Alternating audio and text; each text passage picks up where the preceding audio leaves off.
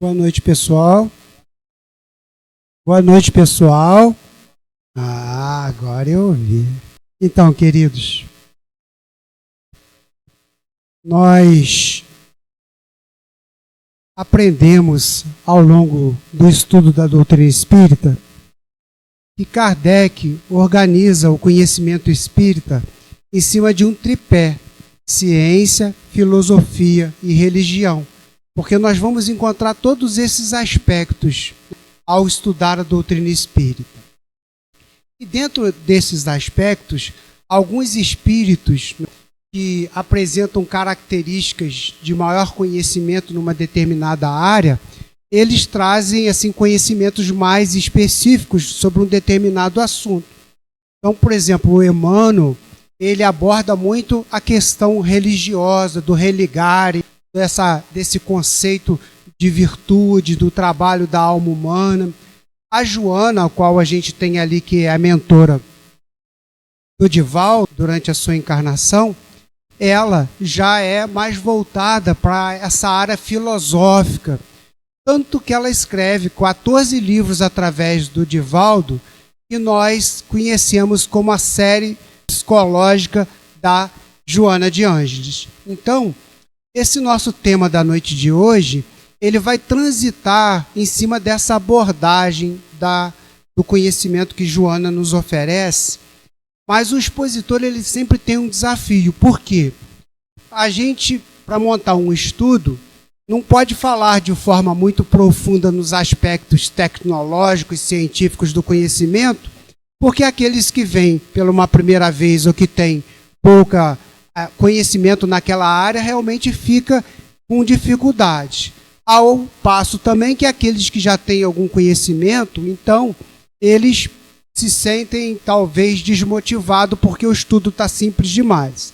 Então a gente vai tentar fazer um trabalho, onde a gente pegue mais essa didática e trabalhe metaforicamente todo esse conhecimento que a Joana nos oferece. E partindo disso, arrumando a casa mental para ser feliz, que é o nosso tema, ele já traz um aspecto metafórico de que a nossa casa, em verdade, é o nosso corpo, aonde habita a nossa consciência, que é o nosso espírito, Então, metaforicamente, o tema vem falar da gente organizar a nossa mente, os nossos pensamentos e tudo mais que repercute a partir disso, para que a gente consiga ser feliz. Bom, e aí o que a gente começa a observar, quando eu falei no início do estudo, a respeito dessa amplidão necessária do conhecimento humano, por quê? Eu gosto muito dessa colocação do Abraham Maslow, que ele coloca assim: para quem só sabe usar martelo, todo problema é um prego. Quando a gente reduz o entendimento de um determinado assunto aos limites do nosso próprio conhecimento, a gente às vezes não consegue capturar outros aspectos que são importantes também. Então é muito natural que a criatura humana tente passar o mundo dentro do crivo dos seus conhecimentos e olhar o mundo a partir daquilo que ela sabe e a partir daquilo que ela conhece. Então essa colocação do Abraham mostra muito isso para a gente, Se você é uma pessoa que tem uma determinada característica, essa característica ela vai se manifestar diariamente no seu comportamento, ela diariamente vai fazer parte das suas tomadas de decisão. Então você sempre vai procurar resolver os seus problemas com aquela mesma tomada de decisão, porque aquilo são características, que nós trazemos em nossa consciência. Então é importante, a partir disso, a gente começar a ampliar um pouquinho do nosso entendimento, porque hoje nós sabemos, com o conhecimento que a ciência já avançou nesses aspectos, que nós, consciência, espíritos, alma, não somos os nossos pensamentos. Porque nós, em determinado momento, nos pegamos analisando o nosso pensamento. E se nós fôssemos o nosso pensamento, a gente não conseguiria fazer essa análise. Aquele momento, por que eu estou pensando isso? Da onde que eu tirei isso? Por que isso acontece? Eu, às vezes, assim, uso alguns exemplos. Eu, particularmente, nunca fui uma pessoa violenta. Nunca discuti, nunca briguei. Sempre procurei ter uma determinada conduta. Mas, às vezes, quando eu estou no trânsito, acontece um fenômeno que uma pessoa entra à direita sem dar seta, parece que alguma coisa se apodera da gente, né? E aqueles pensamentos intrusivos que parece que você não se apercebe, que aquilo dali, olha, eu como espírito, eu não tenho característica de ser violento. Enquanto consciência, eu não gosto de ser violento. Mas a gente percebe que em determinados momentos, determinadas circunstâncias, esses pensamentos intrusivos, essas questões nos vêm e a gente tem que parar para analisar que existe uma coisa acontecendo que não está sob o controle da consciência. E aqui eu faço uma analogia para a gente entender isso, que a consciência nós poderíamos comparar como o programador que faz o programa do computador. A mente seria a máquina, o hardware. E o resultado, os processos, aquilo que a gente toma com decisão e aquilo que sai de todo esse processamento. Então, na nossa mente, nós temos várias programações que nós trazemos até milenarmente. Porque sabemos que os espíritos não dão salto de uma encarnação para outra. Muito das condutas que nós tomamos hoje é a partir de conhecimentos que nós construímos lá atrás. E aí, isso, quando o corpo físico ele se forma, nós, que é o nosso perispírito, modelo organizador biológico que forma essa estrutura, toda uma programação também é construída. E aí a gente vai parar e vai observar que na nossa mente acontecem processos que são autômatos do hábito, do costume, que aquele pensamento, aquele processo, aquele programa, ele está acontecendo ali e às vezes a gente necessariamente cai no automatismo, né? Nós temos os sistemas autômatos do corpo, né? Agora, meu coração ele tem uma programação para bater, meu pulmão está agindo. Então, nós temos toda uma estrutura e essa máquina, né, está organizando e funcionando. Então, eu não preciso, enquanto consciência, estar determinando o que o corpo vai fazer para que ele possa. Mas aí a gente para e observa que o eu consciente, a consciência em si, ela está lá dentro e nem sempre, na maioria das vezes, ela se conscientiza que ela pode fazer as intervenções e que ela deve fazer as intervenções. Que é justamente ajustar, modificar, transformar esses programas autômatos. Aquela questão de você dizer assim, eu não gosto disso, eu não vou fazer isso. Até para que a gente compreenda esse processo da nossa força de vontade, porque somos espíritos ainda do mundo de provas e expiações, e o que a gente tem de maior é o nosso orgulho. Às vezes eu brinco com a história do pãozinho, né? Você às vezes fica assim, eu não tô muito gordo, quero perder um peso, aí assim, não vou parar de comer pão. Agora eu vou comer uma comida mais sadia. Uma semana. No final de uma semana você passa na padaria, está aquele pãozinho quentinho, né, aquele cheirinho, você vai lá e aí o que a gente vai perceber? A nossa força de vontade, né, enquanto consciência de dizer, eu não vou fazer isso, eu não vou fazer isso. Isso não é bom para mim, eu não devo fazer. Né? Então a gente tomar essa consciência de que a nossa consciência pode intervir em todos os processos que nós estamos passando. E aí começar a entender que existe toda uma estrutura psicológica, mental, que acontece de forma autômata, mas necessariamente isso não é a manifestação do espírito.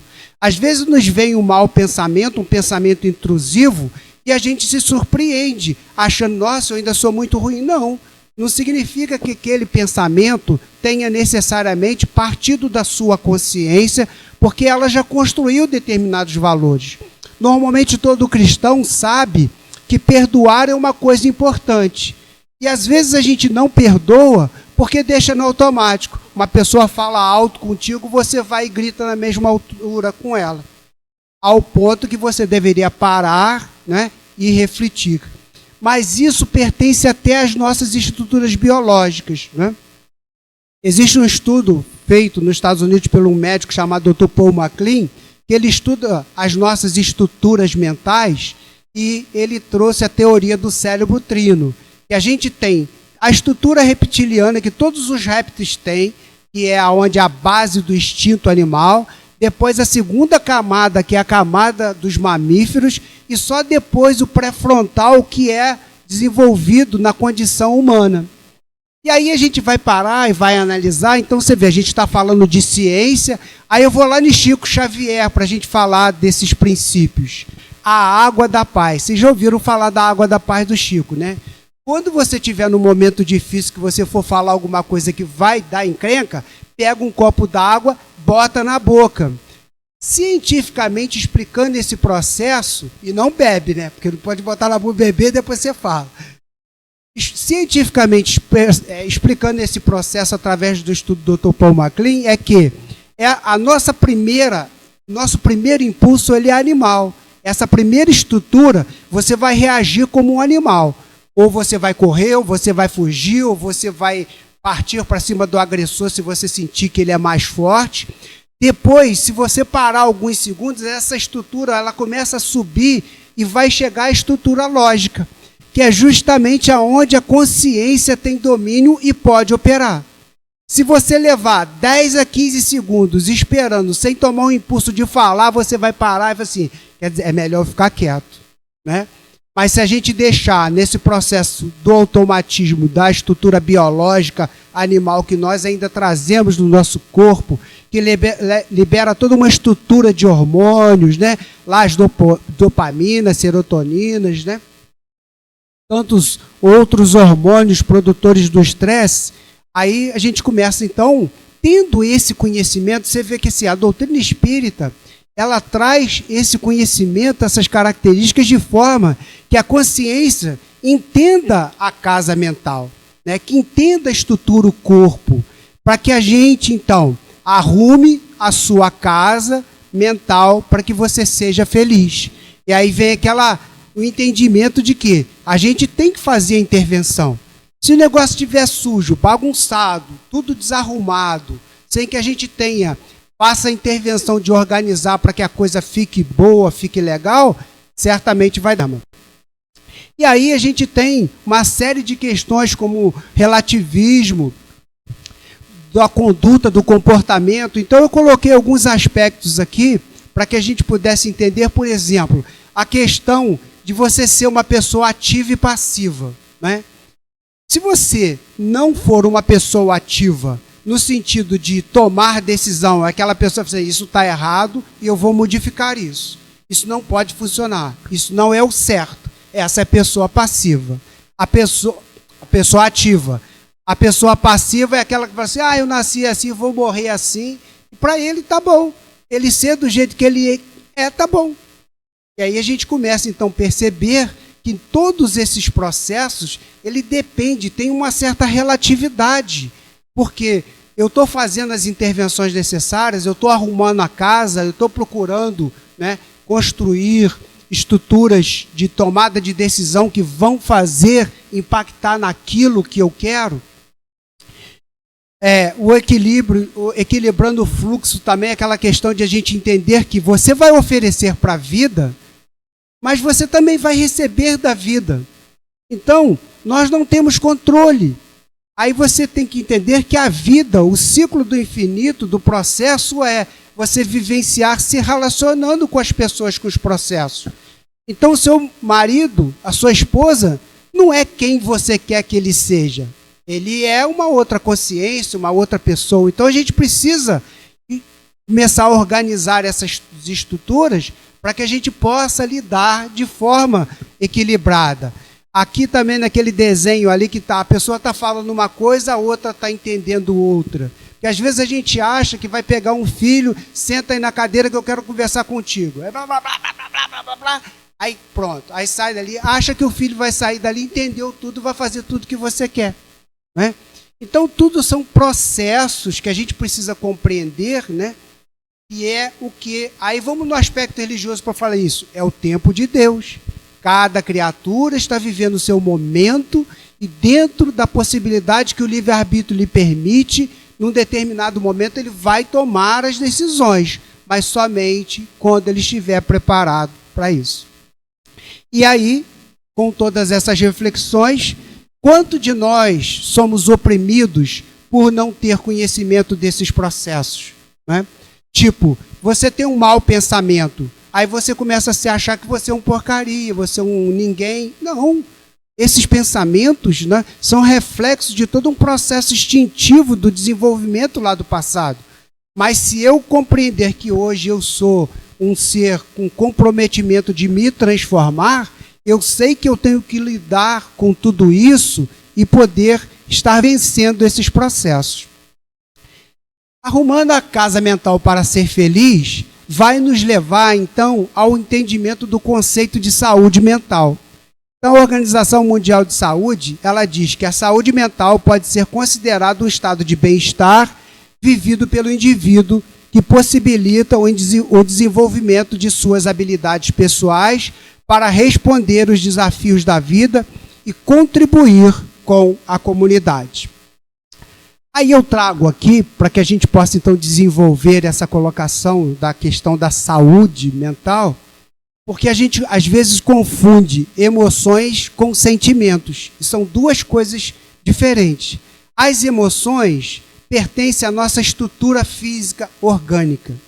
Quando a gente passa por um processo que dispara na gente lá alguns tipos de adrenalina, que você fica exaltado, que você fica agitado, esse processo, ele acontece no seu corpo físico. E aí a gente costuma, com o entendimento disso, confundir prazer com felicidade. Prazer é o que as emoções do corpo te dão. Então, numa hora que você está fazendo alguma coisa que você gosta, você solta lá suas dopaminas, solta lá suas serotoninas, aquilo te dá um êxtase, te dá uma alegria, uma felicidade, mas a partir de algum tempo o corpo vai absorver aqueles hormônios e você cai para a realidade. E você volta ao seu processo normal. Enquanto os sentimentos são valores que pertencem à alma. São valores que são desenvolvidos pela consciência, aonde a gente então começa a separar que, para a gente poder ser feliz, na verdade, a gente precisa educar o processo que as emoções, né, nos provocam, sempre na compreensão de que os sentimentos nos levam às virtudes que nos farão plenamente felizes. Nada do mundo material, ainda que cause muito prazer, pode dar à consciência, ao espírito, a verdadeira felicidade. E aí a gente tem algumas questões aqui para distinguir essa questão de saúde e de doença, que no conceito, por exemplo, mal-estar, você está num processo de doença. Se você está sentindo que uma coisa não te faz feliz, você está num processo de doença.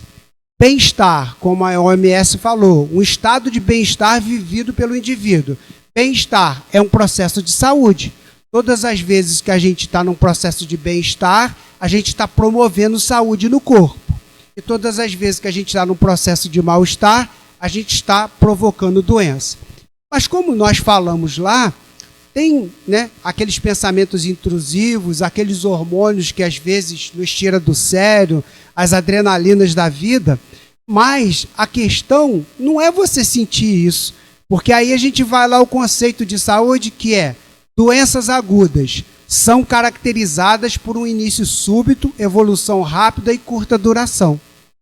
E doenças crônicas são caracterizadas por uma progressão lenta e duração prolongada.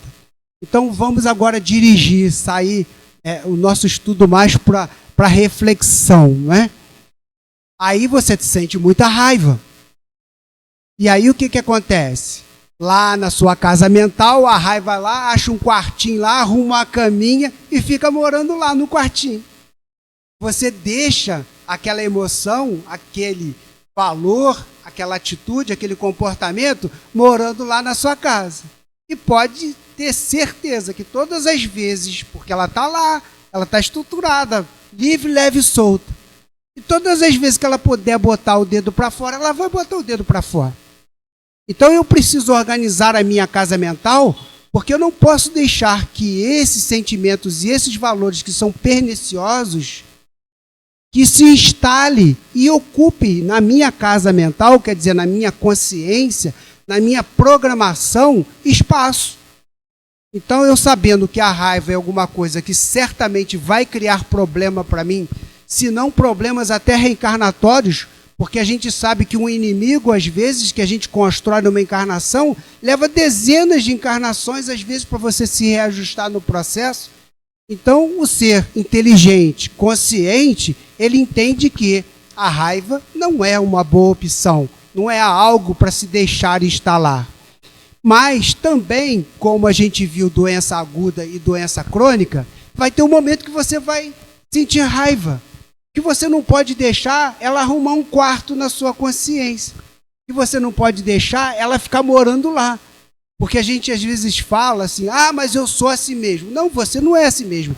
Você escolheu ser assim, porque a consciência ela pode reprogramar, ela pode revalidar, ela pode modificar todo esse processo.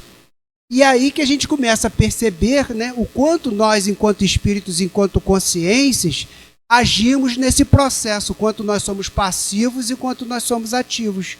Porque há muito de acomodação na gente. Nós sabemos, vós sois deuses. Então, quer dizer, o nosso destino é de ser espíritos de uma certa condição espiritual enorme. Mas enquanto nós não incorporarmos os valores de espíritos superiores, nós vamos ficar transitando nesses processos que nos causam dor e sofrimento. Então, muitas das nossas doenças, né, das emoções desequilibrantes que nós temos, é porque nós deixamos elas se instalar em nós. Em resumo, a emoção é a reação do corpo e o sentimento é a experiência mental e a avaliação dessa emoção. Então, ó, a avaliação, quem pode avaliar a emoção? A consciência. Então, a gente vê que aqui a gente está falando da alma, da consciência, avaliar. Quando você falou com alguém hoje, quando você foi na rua, né? E aí, vamos lá no Evangelho segundo o Espiritismo, no Livro dos Espíritos, Santo Agostinho, como é que eu fazia? Todos os dias, no final do dia, quando eu deitava para dormir, eu avaliava minhas atitudes. Então, ele analisava se os processos mentais, quem estava morando na casa mental dele. Não é isso? E aí, então, ele fazia as intervenções. Disse, não, eu não quero esse cara morando aqui não, porque certamente ele vai me trazer processo.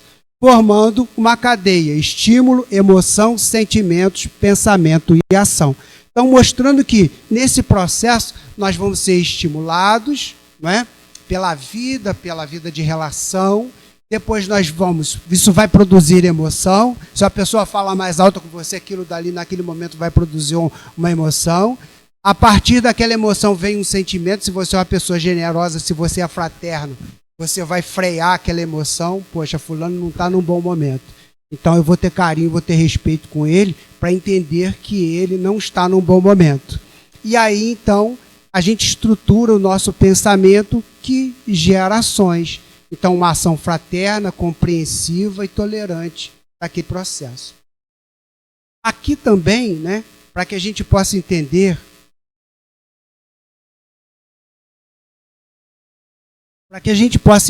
esses processos das emoções e de toda essa estrutura bioquímica do corpo, né, lá dos neurotransmissores, né, lá a dopamina, a serotonina.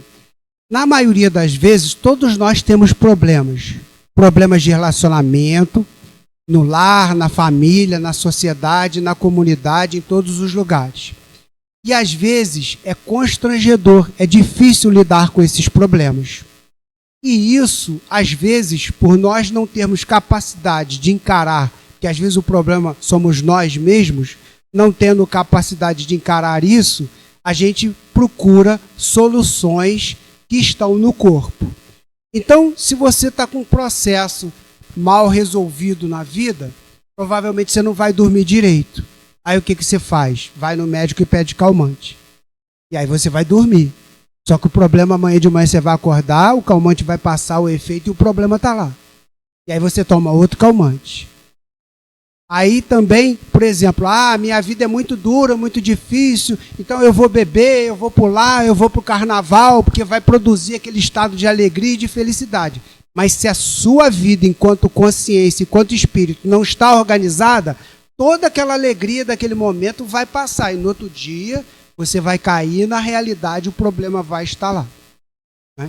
Então, o corpo, de certa forma, para as consciências que não compreendem o perigo que é esse processo, né, bioquímico do corpo, que às vezes pode te dar uma falsa felicidade, e aí assim, essa falsa felicidade é o quê? Prazeres, né?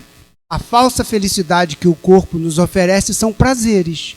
Então, aí a gente começa a procurar o que eu chamo particularmente de felicidade química. Eu vou beber, eu estou brigado com a minha esposa, eu vou para a rua, sento no bar, vou ficar, não quero discutir com ela, não quero bater boca, não quero conclusão. Amor, vou ali fora jogar uma bola com meus amigos, tomar cerveja. Né?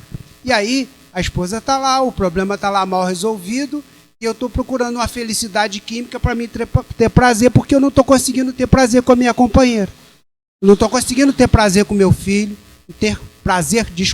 vamos consertar, felicidade com meu filho. Né? Porque, de certa forma, é prazer também, porque a ação e a reação, como a gente viu lá, o comportamento, a vida de reação, a primeira coisa, ela impacta o nosso corpo, que dispara hormônios. Mas, na verdade, nós, conscientes de espíritos que somos, né, com esse entendimento da doutrina espírita, o corpo é alguma coisa que nos proporciona o trabalho da consciência. Então, se você tem uma vida inteira focada nas questões do corpo físico, dos prazeres que ele pode te proporcionar, no final da encarnação você chega no plano espiritual sem a felicidade que a gente deveria construir pela uma consciência correta, de ter feito as coisas que deveria ter feito, de ter construído cada vez mais o amor pela sua companheira, pelos seus filhos, lutar por um mundo melhor. E a gente vê que essa felicidade que a alma constrói através de sentimentos elevados é uma coisa que é incomparável com esses processos de prazer. Bom, aí a gente está falando que tem certas horas, e na maioria das vezes, como a gente tem o automatismo de determinados comportamentos, a gente tem que abrir mão de alguma coisa. A maioria dos nossos comportamentos de espíritos, de mundos de provas e expiações, a gente deve abrir mão. O maior engodo que a gente causa em si mesmo é achando que já os valores que a gente tem são suficientes para nos proporcionar felicidade. E não são. Sendo que aí desperta na gente por que eu tenho dificuldade de abrir mão de determinadas coisas que eu insisto em ficar fazendo e isso dali me traz problema. Eu trago aqui, né, uma citação de uma psicóloga, a Elizabeth Gruber. Ela faz uma colocação que a gente pode encaixar perfeitamente nesse entendimento da doutrina espírita. Diferente do que muitos pensam, o luto, do ponto de vista psicológico, não consiste apenas na morte de alguém querido, mas sim quando perdemos algo significativo para nós. Então, sabe aquela coisa, eu já vou fazer uma pré-introdução. A pessoa fuma, ela sente prazer. Aí você fala assim, para de fumar, o índice de câncer de pulmão é muito alto, não fuma. Eu não estou criticando aqui quem fume, cada um sabe do seu momento. A gente está usando aqui estatísticas, né, para a gente estar refletindo. Naquele momento, a pessoa, ela não quer abrir mão daquilo, não é? E vai acontecer um processo de luto para ela tratar aquele assunto. Porque em algum momento, aquele hábito ele vai ter que morrer. E quando aquele hábito for, né, a morte vai provocar luto. Então o que ela está dizendo? Luto não é o processo da morte de alguém querido. Luto é todas as vezes que algo morre, né, em nós, para nós também. Cabe ressaltar que eles podem acontecer simultaneamente ou não seguir uma ordem entre etapas. Cada pessoa tem a sua forma de elaborar uma perda de algo que ama. Algo que ama. Porque se a gente mantém um hábito é porque gosta daquilo. Está implícito ali, escondido por trás, né? Mas é frequentemente que essas 5 fases aparecem de alguma forma. As fases se dividem em negação. Então, é aquilo que eu falei. Vamos pegar lá o fumante. Fulano, não fuma. Não, rapaz, eu paro a hora que eu quiser. Isso não vai fazer mal, não. Você está impressionado com isso, eu não vou ter nada, não. A pessoa nega. Aí tu continua, talvez. Aí ela fica com raiva de você. Para de me encher o saco, ô Carlos. Toda hora tu chega perto de mim e fala para mim parar de fumar, né? Por quê? Porque ela não quer abrir mão daquilo. Ela nega que aquilo faz mal, depois ela fica com raiva porque ela não quer abrir mão. Depois, então, num processo vai acontecendo lá na frente, a coisa começa a engrossar, começa a ter problema, aí ela começa na barganha. Em vez dela parar de fumar, fala, não, eu vou fumar só um cigarrinho por semana. Não, só vou fumar um maço por mês. Já entrou no processo da barganha. Porque ela ainda não quer de verdade abrir mão daquele hábito. Ela está barganhando porque ela quer conservar aquilo que dá prazer, não faz bem, mas dá prazer para ela, então ela está barganhando. Aí depois, então, vem aquele estado de depressão. A pessoa começa a ficar, né, triste, porque assim, puxa vida, eu queria fumar, mas eu não posso fumar, a pessoa, né? Eu queria fazer isso, eu queria, puxa vida, essa vida é tão ruim, a gente não pode fazer nada do que gosta, e começa a entrar naquele processo de depressão. Depois de passado todos esses processos, que ela fala que necessariamente não precisa vir nessa ordem, que cada um é um, mas que normalmente as pessoas passam, aí vem a aceitação, aonde você se liberta de forma efetiva. Então, nós, enquanto consciência, enquanto espírito, estamos vivenciando no mundo material esses processos aqui todo dia.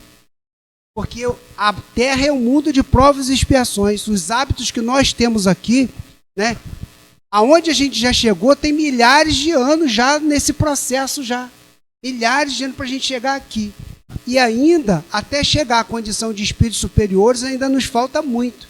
Então a vida, ela vai nos provocar esses processos da gente entender o que é bom. Às vezes a pessoa passa uma encarnação, não toma decisão, daqui a 2, 3 que ela vai colher as consequências, mas uma hora a conta divina chega para que ela possa tomar a decisão.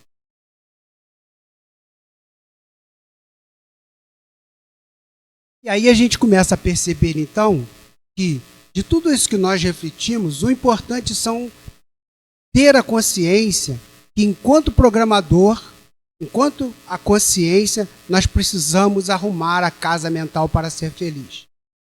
Arrumando lugar para as coisas que são dignas de morar nas nossas, nos quartos de nossa consciência. Então é que a gente está falando metaforicamente, né? E tem coisas que você não pode deixar arrumar um quartinho lá e ficar lá não, porque vai trazer problema. E nessa hora, vamos dar um pulinho lá no Evangelho. Amará a Deus sobre todas as coisas e ao próximo como a si mesmo. Por quê? Porque se eu fico com raiva das minhas imperfeições, eu estou alimentando a raiva em mim mesmo. Se eu não tiver amor por mim também, ainda que eu seja imperfeito, que eu faça coisas erradas, eu estou deixando a raiva morar lá no quartinho. Ela está lá. Então eu não posso considerar ter raiva para ninguém nem para mim mesmo.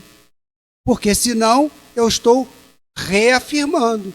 Não se combate uma violência com outra violência. Seria uma reafirmação do processo, né? Então a gente precisa olhar muito essa questão de ver que nós não podemos substituir um hábito ruim por outro hábito ruim, ou resolver uma questão ruim com uma atitude ruim, porque senão a gente fica reafirmando esses processos psicológicos e mentais que sempre acontecem em nossas vidas, que nos trazem transtornos. E nesse processo, qual é a coisa mais importante, já que a gente tem que se amar? É educar. Educar o sentimento, educar as emoções. Porque educar as emoções e os sentimentos é trazer elas sob o controle da consciência. Quando a gente educa os sentimentos, as emoções, pode vir aquela adrenalina com vontade de gritar e tudo, eu não vou fazer aquilo, porque eu tenho controle. Eu estou educando todo o meu processo, né, de estresse para que eu tenha controle sobre ele. E aí eu coloquei uma coisa interessante, um exemplo, para que a gente pense a respeito dos instintos. Por quê? Nós viemos de um processo progressivo de progresso, e esse processo, o que acontece? Ainda no reino animal, a consciência foi desenvolvendo certos valores que nos trouxeram até a condição hominal, que são os instintos que nos preservaram a vida material e nos trouxeram até a condição humana. Então, dentre esses instintos, tem lá o instinto de autopreservação. Um animal, se tiver pouca comida, ele quer comer, e que se o outro vai morrer de fome é problema dele. É da lei natural, da lei de autopreservação. Então isso é uma lei natural. E nós trazemos isso incorporado na estrutura da nossa consciência do passado, essas questões. E aí, quando começa a progredir, a gente vai transformar os instintos em sentimentos. E qual é o primeiro estágio de um sentimento ainda imperfeito? O egoísmo. Porque o instinto de autopreservação, de você querer se defender primeiro e que se dane os outros, quando ele nasce e se transforma por egoísmo, você começa a querer ainda se defender primeiro sem querer compartilhar. E aí você tem que educar esse instinto. Você tem que começar a transformar esse sentimento. Depois de muita luta, depois de alguns milhões de anos, é claro que é brincadeira, nasce a fraternidade. Que é a educação. Milhões de anos é força de expressão. Nós vamos, então, perceber que o sentimento fraternidade, ele foi um processo que foi sendo construído, né? A educação desse instinto através da consciência ao longo de milhares de anos. E aí eu coloquei aquela imagem ali daquele coração arrancando assim. Por quê? Porque nós não podemos, e eu sou muito egoísta, eu vou arrancar isso de mim. Você vai sangrar. Se você não tiver amor e não compreender que você tem que educar as suas imperfeições e se voltar você contra você mesmo, se você usar a sua consciência contra as suas imperfeições, você está voltando contra você mesmo, porque as suas imperfeições residem em você.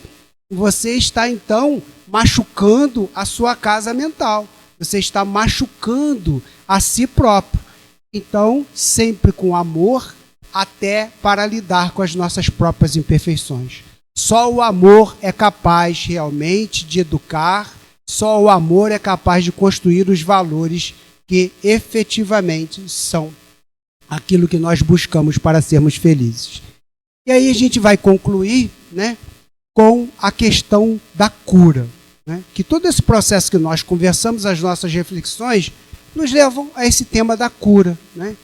Curar as nossas imperfeições num processo de aprendizado, tomando a decisão, arrumando a casa mental, fazendo com que a consciência seja ativa e não passiva. Comecemos a fazer como Santo Agostinho disse, vamos começar a analisar, conhece-te a ti mesmo. Já os gregos já trabalhavam muito isso na filosofia grega, e aí a gente começa a perceber que quando a gente fala de cura, a gente confunde eliminar sintomas com a cura. Então, às vezes a gente fica buscando cura, mas na verdade, essa cura só virá quando nós atingirmos uma condição de superioridade, onde a casa estiver plenamente arrumada, quando nós tivermos uma força de vontade extremamente desenvolvida, que nós nunca mais optemos em tomar atitudes que são ruins para a alma humana. Tanto isso é comprovado, e aí a gente vai lá no Evangelho, João 5, 14 e 16. Vá e não peques mais, para que não te suceda pior. Então Jesus promovia a reorganização biológica, fazia com que o corpo do cego voltasse à visão, ao paralítico se levantasse, mas quem controla aquela estrutura, quem controla a estrutura, somos nós, espíritos, que estamos controlando o nosso corpo. E aí ele fala, vá, então, está na tua mão agora. O que vai acontecer contigo depende das suas atitudes, depende do seu comportamento. E aí a gente começa a entender que todas essas experiências que nós estamos passando é o processo de cura dos nossos espíritos. Nós vivemos para nos curarmos das próprias mazelas, das próprias doenças que nós construímos por não compreender as leis de Deus, por não conhecer ainda plenamente o caminho das virtudes, que é a vontade das leis naturais que Deus nos oferece para que a gente possa crescer. Mas está tudo bem. Nós fomos criados simples e ignorantes, né? Temos o direito do livre-arbítrio, Deus nos ama, Jesus fez a promessa que talvez nós precisaríamos, que é: nenhuma ovelha que o Pai me confiou se perderá. Então, observemos que as perspectivas que todos nós temos para sermos felizes são as melhores possíveis. Agora, nós temos que fazer a nossa parte, fazendo a faxina na nossa casa mental para poder ser feliz. Jesus nos abençoe a todos.